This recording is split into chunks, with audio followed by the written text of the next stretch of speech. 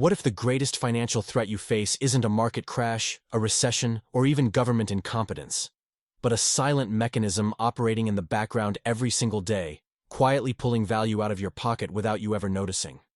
That question might sound dramatic, but when you examine the historical patterns behind monetary systems, when you trace how currencies evolve, expand, and decay, you begin to see the same structure repeating across empires, centuries, and political ideologies. A structure built not through violence or force, but through subtle erosion. And the most dangerous part is that it never announces itself. It doesn't need permission. It simply works in the shadows, converting your labor into diminishing purchasing power while making the architects of the system wealthier with every cycle. This hidden mechanism doesn't operate like a traditional fraud, where someone steals directly from you. Instead, it manipulates the foundation beneath your economic reality. It changes the value of your money slowly, invisibly, through tools designed to look boring, technical, or too complex for the average person to question. Yet these tools shape everything. Wages that never keep up with living costs, prices that rise while incomes stagnate, savings that lose value even when sitting safely in the bank. History shows that societies rarely recognize the pattern while it's happening. People feel the pressure, the squeeze, the sensation that something is wrong, but they can't identify the source. And that confusion is part of the design, because the quieter the mechanism is, the more efficiently it extracts value. Think about how every major economic collapse in the past was preceded by a period where people trusted systems that were already deteriorating. They believed stability was guaranteed because the institutions told them so. They believed inflation was temporary, debt was manageable, and currency debasement was a myth. But, behind the scenes, the math was already breaking. A monetary system doesn't need chaos to fail. It only needs time, repetition, and a public that doesn't look closely at the mechanisms draining their wealth, little by little. And what you are about to uncover goes far deeper than simple inflation or bad policy. It's a historical pattern designed to operate quietly, predictably, and with extraordinary precision. What you think you know about how money works is only the surface. The real story sits underneath, in the silent mechanisms that operate whether you consent or not, whether you understand them or not. And once you recognize the structure, once you see how consistently it appears across civilizations, it becomes impossible to unsee. Before we move forward, tell me something. Have you ever felt like your money loses value faster than your life can keep up? Have you ever wondered why everything becomes more expensive while your effort stays the same? If this is resonating with you, share your thoughts in the comments. Your experience matters because understanding this pattern starts with questioning what most people ignore. And while you're here, remember to like this video and check whether you are already subscribed, because the insights you're about to discover only become more powerful the deeper we go. And there's much more ahead as we continue unfolding this silent economic design. The origins of this quiet monetary mechanism stretch back much further than most people imagine, long before modern central banks, long before digital markets, long before the financial jargon that gives today's system an illusion of sophistication. The first versions of this mechanism were simple, almost crude, yet their impact was profound. Rulers, empires, and merchant elites understood something that the general population did not. Controlling the value of money was far more powerful than taxing it. Taxation creates resistance. People notice it. They feel it. But altering the money itself, adjusting its composition, reducing its weight or purity, allowed those in power to extract wealth silently while maintaining the appearance of stability. Citizens continued to use the currency, unaware that each transaction carried an invisible cost that benefited someone else. Take the earliest forms of debasement, when gold and silver coins were gradually mixed with cheaper metals. To the average person, the coins looked the same. The king's face was still engraved on the front. The numbers stamped on the metal never changed, but the real value was already eroding. That small difference, barely perceptible at first, allowed governments to mint more coins than their actual reserves should have permitted. More coins meant more spending power for the ruling class, but it also meant inflation for everyone else. Prices rose, wages stagnated, and the public felt poorer, without understanding why. This pattern happened repeatedly throughout ancient Rome, medieval Europe, and early Asian empires. Each time, the mechanism adapted to the era, but the outcome stayed identical. A quiet transfer of wealth hidden behind symbols of authority and the illusion of normalcy. As trade expanded and populations grew, these early mechanisms became more sophisticated. Paper money emerged not as a democratizing tool, but as a clever way to create value out of promises instead of metal. Governments realized that if people trusted the printed note, they no longer needed to store real wealth behind it. They could issue more notes than the reserves they held. Again, the public accepted it, believing the value was guaranteed, even though the guarantee itself was shifting beneath their feet. What began as a convenience slowly evolved into a structured technique of extraction. And while this transition may seem like a natural evolution of monetary systems, the timing of each shift reveals something far more intentional. Those in charge changed the system precisely when it allowed them to extract more value with less resistance. Every step in this evolution brought the mechanism closer to what we experience today. More layers, more complexity, more distance between the decision-makers and the people affected. Yet the core principle never changed. The power to manipulate money quietly is the power to reshape society without public consent. And understanding how these early foundations were laid is the key to recognizing the deeper patterns that still operate today, silently tightening their grip while appearing to simply maintain order. As monetary systems expanded across continents and political structures shifted, the hidden mechanisms behind currency manipulation became more organized, more intentional, and far more strategically engineered. What once relied on the physical dilution of metals evolved into policies, institutions, and economic doctrines capable of reshaping entire nations without ever needing to touch a coin. The most powerful players in this transformation were not kings or emperors, but the financial architects who understood that controlling the flow of money was more influential than controlling armies. They recognized that the public rarely questions what it cannot see, and currency manipulation, when executed silently, leaves no physical evidence for the average person to detect. By the early modern era, a new class of financial intermediaries emerged. They studied patterns of trade, capital flows, and government behavior, and they realized that sovereigns constantly struggled with the same problem: how to fund wars, expansion, and political ambitions without raising taxes to levels that risked rebellion. This created a perfect opportunity. Instead of debasing coins directly, governments turned to borrowing, creating obligations that could be expanded indefinitely and serviced through future taxation rather than immediate public sacrifice. Debt became a form of invisible extraction. It allowed rulers to access more resources while convincing citizens that nothing had changed. But this innovation also gave unprecedented leverage to the individuals and institutions who financed these debts. They could influence policy, shape alliances, and dictate economic decisions, all without holding political office. As markets grew more interconnected, these early financiers began trading government debt across borders.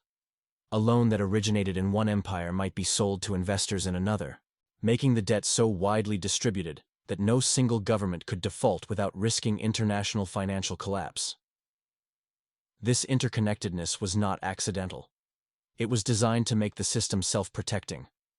The more people and institutions who depended on the system's stability, the harder it became to challenge the underlying mechanism. And with every cycle of borrowing and refinancing, the value of currency shifted subtly downward, distributing the cost of government ambitions across the entire population while concentrating the benefits in the hands of those who managed the flow of money. What made this evolution especially effective was its invisibility. Inflation could be blamed on harvest failures, wars, or market disruptions. Currency devaluation could be attributed to external pressures instead of internal design. And while the public struggled with rising prices and stagnant wages, the architects of the system expanded their influence quietly, often presenting themselves as saviors rather than engineers of decline. Each iteration of the mechanism became more polished, more technical, more opaque, making it nearly impossible for ordinary citizens to trace the loss of their purchasing power back to its source. This historical progression reveals a pattern that is both deliberate and consistent. The more complex the financial system becomes, the easier it is to disguise the slow extraction of wealth.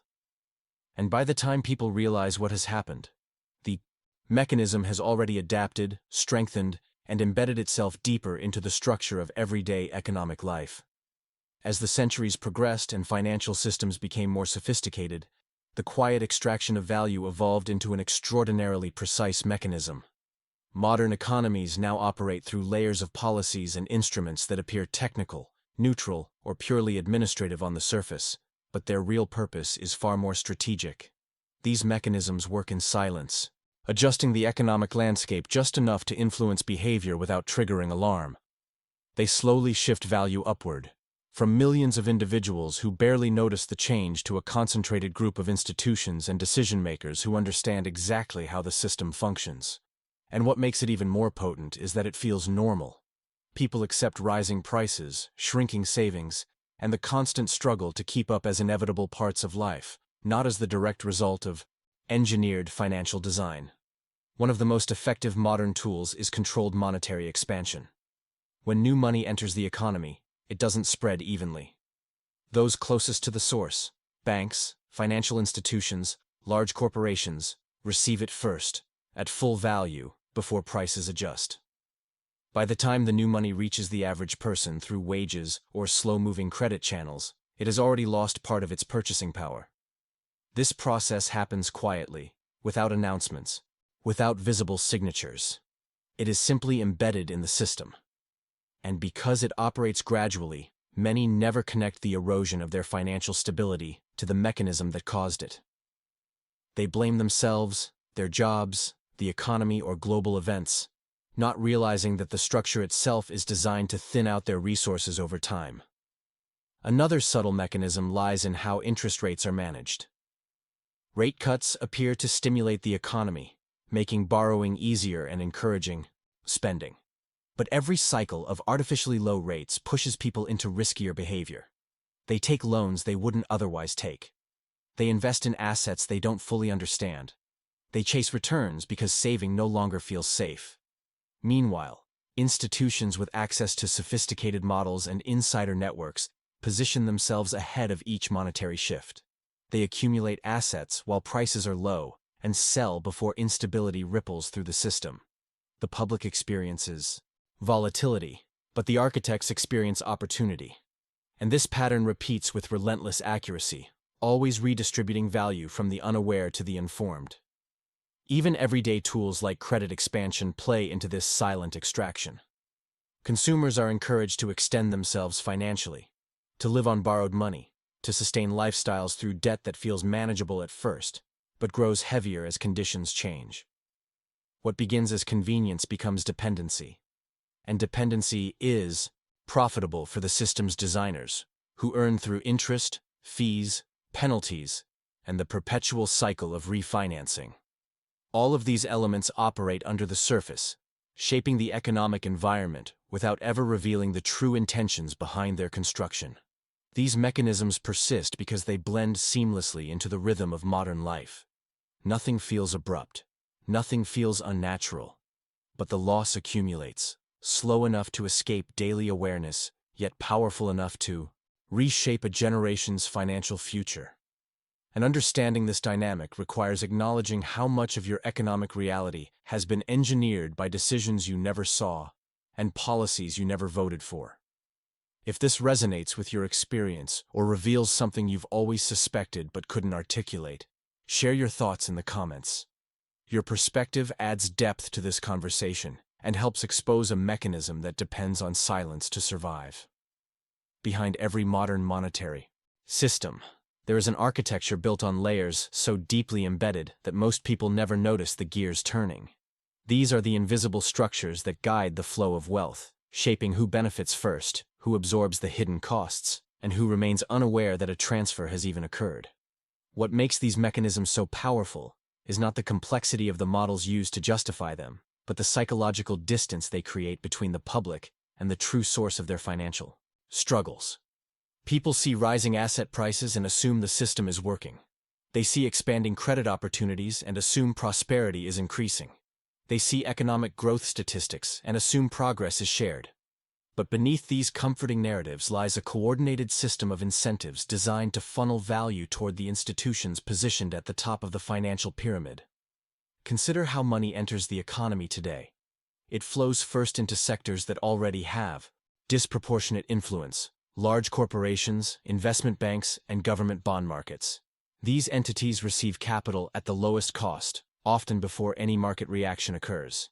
They can expand, acquire, speculate, and restructure their operations long before ordinary citizens feel a single ripple.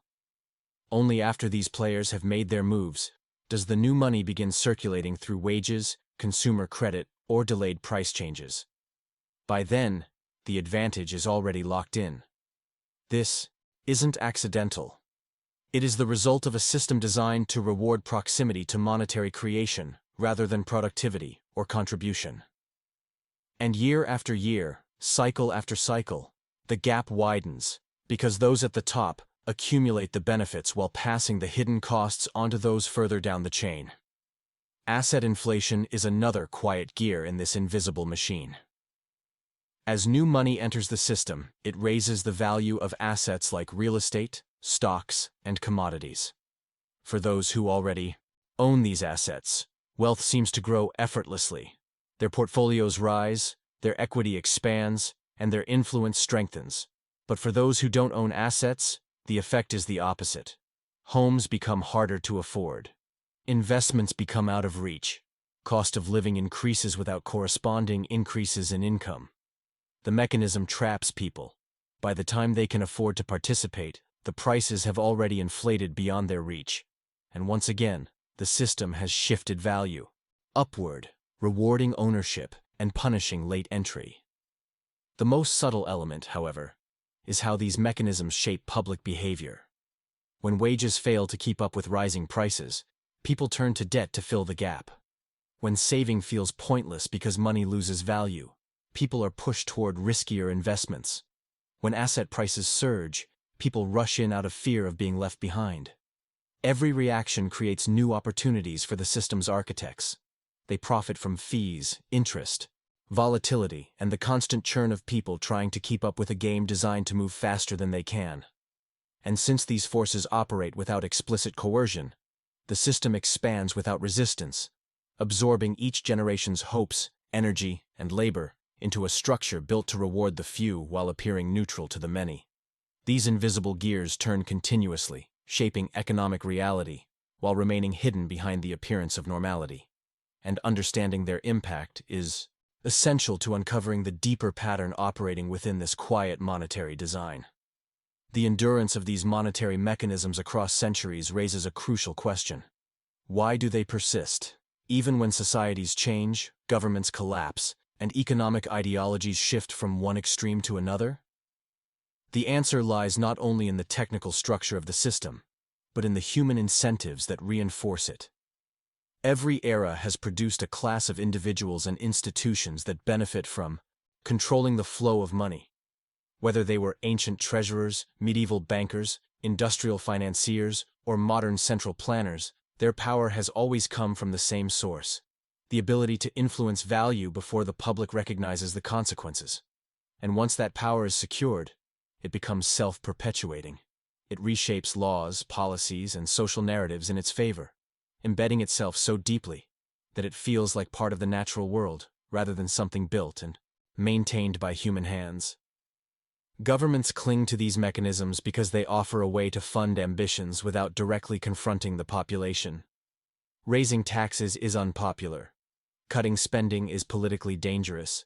But quietly altering the value of money, expanding credit, or manipulating interest rates achieves the same goal without sparking immediate resistance. These tools create the appearance of prosperity, even when underlying conditions are weakening.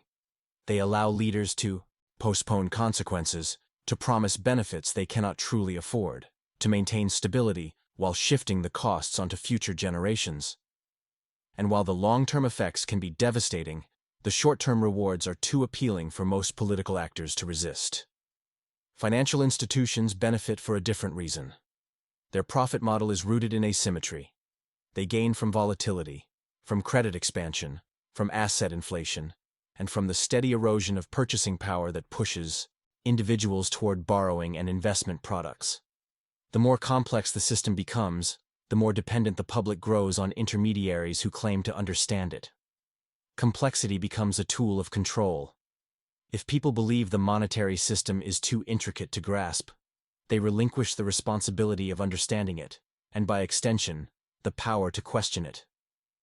This creates a cycle in which institutions accumulate influence simply by presenting themselves as indispensable experts in a domain intentionally obscured from ordinary citizens. Even the public, unknowingly, helps sustain the mechanism. People adapt to rising prices, changing interest rates, and shifting financial norms because life demands it. They focus on survival within the system, not on challenging its foundations. Each generation inherits stories about how money works, rarely questioning whether those stories still reflect reality. And when conditions worsen, individuals blame themselves rather than recognizing the structural design that pushes them into financial strain. This quiet acceptance is the final pillar holding the mechanism in place. A system that removes value slowly is easier to tolerate than one that takes it abruptly, and so the pattern endures, disguised as progress, stability, or economic evolution. The persistence of this mechanism across civilizations is not accidental. It survives because it aligns with the incentives of those who govern, those who profit, and those who endure. And as long as these incentives remain intact, the silent extraction of value will continue evolving, adapting to each new era with the same underlying logic. One of the most subtle features of this silent monetary mechanism is the illusion of stability it creates. The system must appear dependable for people to trust it, even as it quietly erodes their purchasing power. That illusion is not built through grand announcements or bold promises, but through slow, carefully managed signals that encourage the public to believe everything is under control. Governments talk about long-term growth projections. Central banks emphasize their ability to guide the economy. Financial institutions issue reports filled with reassuring language, presenting every phase of monetary expansion as a normal part of modern finance. These messages form a protective shell around the mechanism, giving people confidence in a structure that has been engineered to extract value without drawing attention to itself. The illusion works because it blends predictability with just enough uncertainty to keep people dependent. Inflation is labeled as temporary, even when it isn't.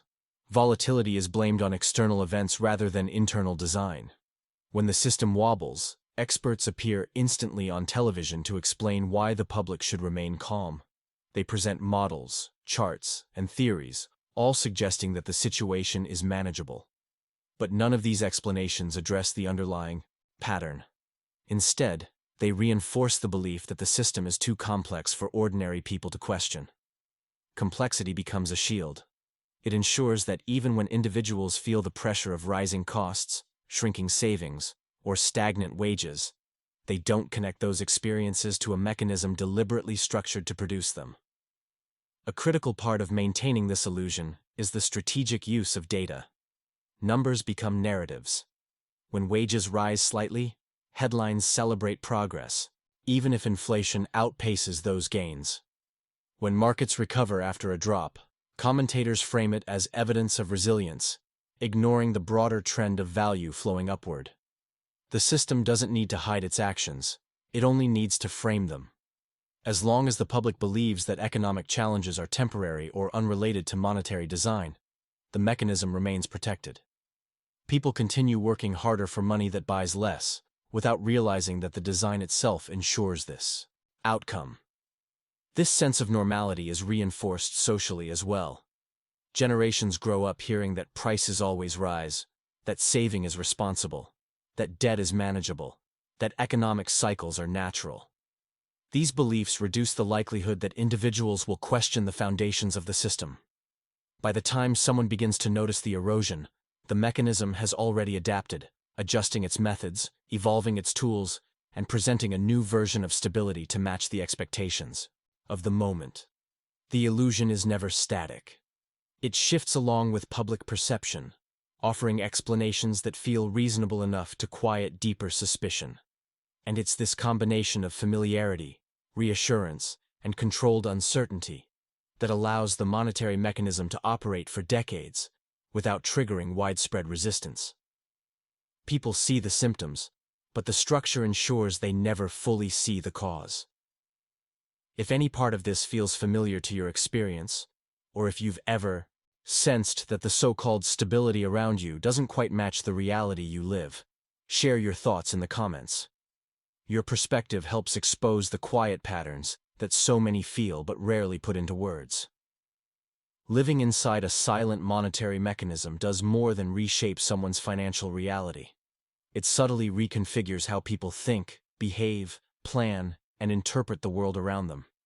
When the value of money erodes slowly, when the cost of living rises faster than wages, when saving becomes a struggle, and stability feels just out of reach, individuals begin to internalize these pressures as personal failures rather than structural design. The psychological impact is profound because it operates beneath conscious awareness. People carry the weight of economic strain not as a consequence of policy, but as a reflection of their own inadequacy. This is one of the most powerful effects of the mechanism. It shifts responsibility away from those who built the system and places it squarely on those trying to survive within it. Over time, this constant pressure shapes identity. People grow accustomed to uncertainty, to juggling obligations, to feeling as though they are always one unexpected expense away from crisis. They learn to suppress long-term dreams because the system rewards short-term survival over long-term planning. The concept of financial security becomes almost mythical, something people chase but rarely capture. Even those who are disciplined, educated, and careful feel as though they are running on a treadmill that speeds up just as they approach a moment of stability. The psychological effect is cumulative. It builds year after year, quietly influencing decisions about family, career, education, and lifestyle. This environment generates a unique form of social tension. When millions experience this silent erosion simultaneously, a collective anxiety emerges. People sense something is wrong, yet they cannot point to a specific cause. They blame rising prices, corporate greed, political dysfunction, or global instability. But the true driver remains obscured behind layers of economic language that strips everyday citizens of the vocabulary needed to describe what they feel.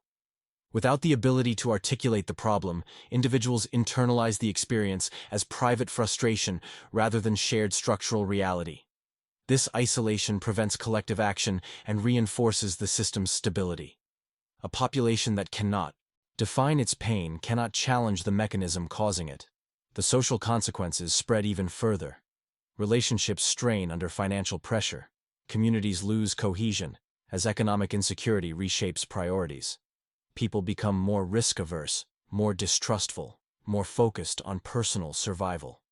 Social mobility slows, creativity declines, and optimism erodes. These effects aren't dramatic.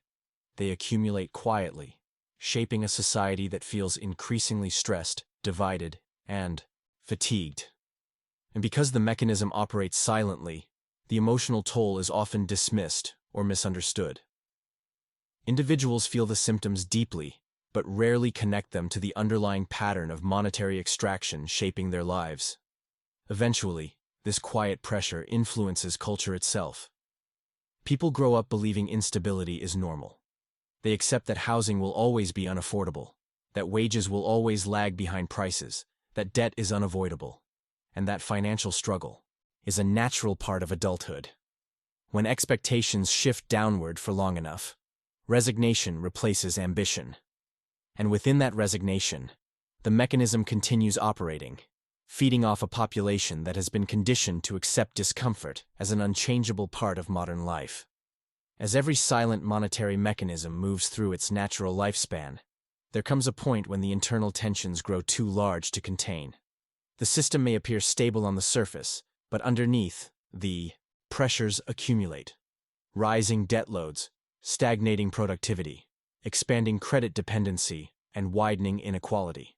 These forces build slowly, almost imperceptibly, until they begin to reshape the economic landscape in ways that even the architects can no longer fully control. The consequences that emerge at this stage are not sudden explosions, but structural fractures that spread quietly at first. then rapidly accelerate once key thresholds are crossed. And what makes this stage so dangerous is that the public often senses the shift long before institutions acknowledge it, creating a growing disconnect between official narratives and lived reality. One of the earliest signs that the mechanism is reaching its limit is the diminishing effectiveness of its own tools. Monetary expansion produces weaker responses. Markets react unpredictably to policy changes.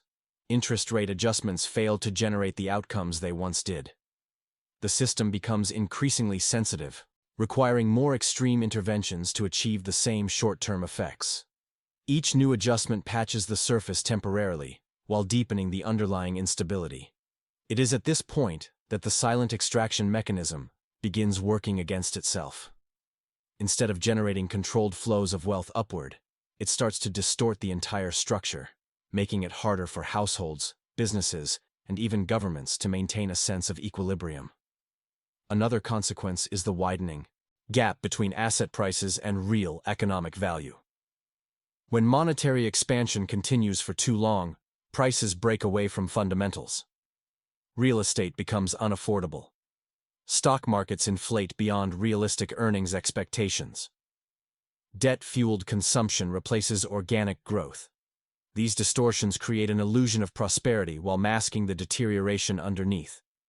Eventually, the disconnect becomes too large to sustain, and adjustments happen abruptly.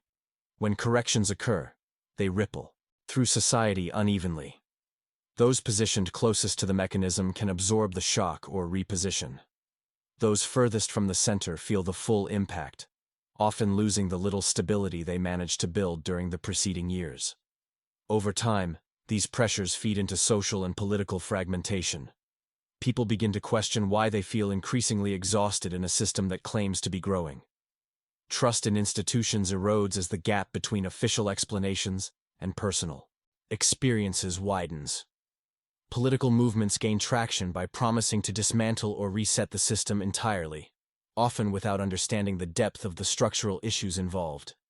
Financial stress amplifies cultural tension, and cultural tension feeds back into economic uncertainty. What began as a quiet monetary mechanism becomes a catalyst for broader instability, shaping decades of public sentiment and political direction. As the system approaches its breaking point, the signs become harder to ignore. Volatility increases, confidence declines, governments resort to more extreme measures to maintain order. The mechanism continues operating, but its extraction becomes harsher, more visible, and less effective. And in this final stage, the narrative begins to shift. What was once perceived as normal starts to feel unsustainable.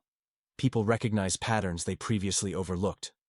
The quiet design that operated for generations can no longer hide within familiar routines, setting the stage for a deeper transformation that few fully understand until it is already underway.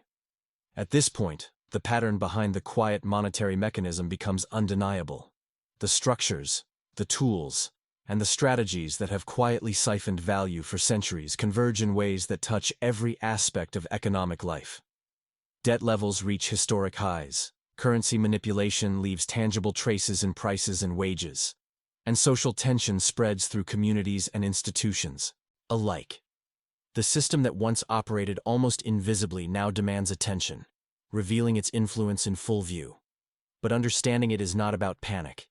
It is about insight.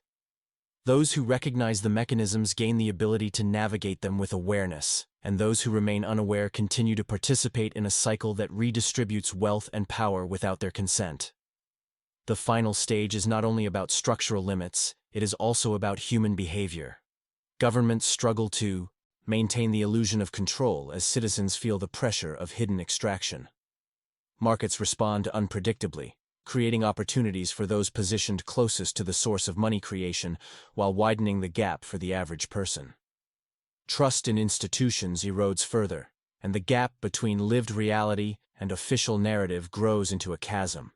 The silent mechanism that once operated subtly now exerts its effects more dramatically, forcing adaptation, innovation, and survival, strategies that often favor those already embedded within the system's inner circle.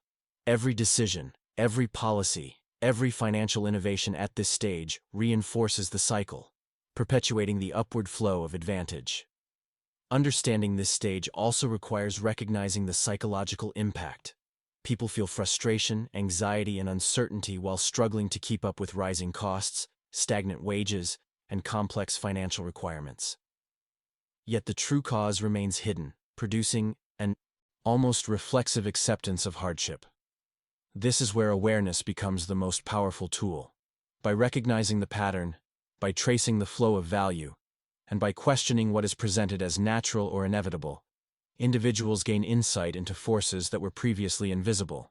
Awareness does not immediately undo the system, but it changes the perspective, shifting the balance between passive participation and informed navigation. Now, if you followed this journey and the way these mechanisms operate resonates with your own experience, leave a comment with the phrase, "This message was for me." Share how these patterns feel in your own life and connect with others who see the same hidden forces at work.